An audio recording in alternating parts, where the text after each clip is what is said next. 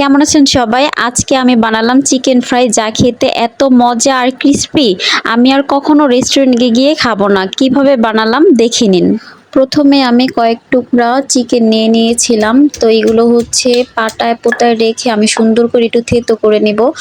এটা থেতো করে নিলে কি হবে, মশলাগুলো ভালোভাবে ভিতরে প্রবেশ করবে। তারপর আমি একটা নাগামরিচ নিয়ে নিয়েছিলাম। এই নাগামরিচটা দিয়ে আমি হচ্ছে বানাবো। তো নাগামরিচটা আমি সুন্দর করে বেটে নিচ্ছিলাম। তারপর চিকেনগুলোর উপরে সুন্দর করে মেখে নিচ্ছিলাম। এমনভাবে মাখছিলাম মনে করতেছিলাম এটা আমার একটা শত্রু। তো যাই হোক, এভাবে সুন্দর করে মাখিয়ে নিব। মাখিয়ে নেওয়ার পর আমি একটা বাটিতে নিয়ে নিয়েছি। তারপর চিলি ফ্লেক্স দিয়ে দিয়েছি হচ্ছে গোলমরিচের গুঁড়া। তারপরে দিয়ে দিয়েছি স্বাদ মতো একটু লবণ। তারপরে দিয়ে দিব একটু লেবুর রস, তাহলে ফ্লেভারটা সুন্দর আসবে।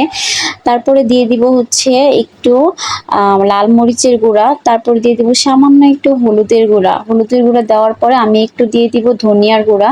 এগুলো দিয়ে দেওয়ার পরে আমি দিব আদা রসুন বাটা। তারপর দিয়ে দিব সয়া সস। এটা দিয়ে ভালোভাবে আমি সুন্দর করে ম্যাশ করে নিব। মশলাগুলো যেন চিকেনের সাথে ভালোভাবে মিশে যায় এমনভাবে ম্যাশ করতে হবে। তারপর আমি এগুলো ম্যাশ করে একটা সাইডে রেখে দিব। পরবর্তী প্রসেসে চলে যাব। একটা বাটিতে আমি হচ্ছে আটা, তারপরে কর্নফ্লাওয়ার, তারপরে হচ্ছে একটু বেসন আর একটু খাবার সোডা দিয়ে দিব। এটা দিয়ে দেওয়ার পরে আমি এখন দিয়ে দিব হচ্ছে চিলি ফ্লেক্স, দিয়ে দিব গোলমরিচের গুঁড়া, তারপরে দিয়ে দিব ম্যাগি মশলা। এটা দিলে অনেক বেশি টেস্টি হবে, না দিলেও সমস্যা নেই, এটা হচ্ছে যার যার ইচ্ছা। তো তারপরে দিয়ে দিব হচ্ছে একটু লবণ। লবণটা দিয়ে দেওয়ার পর আমি ভালোভাবে এটা ম্যাশ করে নেব। ম্যাশ করা হয়ে গেলে আমি এখানে ওই যে চিকেনটা রেখে দিয়েছিলাম ওইটা নিয়ে নেব। নিয়ে এইগুলার মধ্যে ভালোভাবে চেপে চেপে বসাবো। তারপর একটু ঠান্ডা পানির মধ্যে ছেড়ে দিব। তারপর আবারও একইভাবে আমি সুন্দর করে চেপে চেপে বসাবো, তাহলে অনেক বেশি ক্রিস্পি হবে খেতে। এভাবে আমি বাকিগুলো কোট করে নিব। তারপর একটা কড়াইতে তেল গরম করে নিয়েছি। তারপর আমি একটা একটা করে এগুলো হচ্ছে ছেড়ে দিব। ওয়াও, দেখতেছেন কত সুন্দর লাগতেছে এখনই।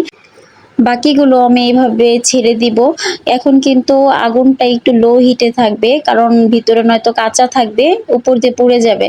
তারপর আমি এইভাবে দিয়ে দিব। দিয়ে দেওয়ার পরে দেখেন কত সুন্দর লাগতেছে দেখতে। দেখছেন কত সুন্দর কালার আইছে। আপনারা বাসায় অবশ্যই ট্রাই করবেন, বুঝছেন? তো তারপরে দেখেন আমি সুন্দর করে ভেজে নিয়েছি। ভেজে নেওয়ার পরে আমি এক এক করে এখন হচ্ছে তুলে। আচ্ছা, আপনারা কমেন্ট করে জানাইবেন ভিডিওতে আমি কতবার তারপর তারপর বলছি। তো যাই হোক, আমার এগুলো ভাজা হয়ে গেছে। এখন আমি এক এক করে সবগুলো তুলে নিব। দেখেন কি সুন্দর কালার। আমার তো মন চাইতেছে আমি আবার বানায় খাই, কিন্তু আমি একদমই কম বানাইছিলাম, পরবর্তীতে আফসোস করা লাগছে। কিন্তু আপনারা অবশ্যই বেশি করে বানাবেন আর সবাইকে নিয়ে খাবেন। এই যে দেখেন আমার চিকেন ফ্রাই রেডি। এখন আমি হচ্ছে সস দিয়ে খেয়ে নিব। দেখেন কতটা ক্রিস্পি হয়েছে, আমি আপনাদেরকে একটু ভেঙে দেখাচ্ছি।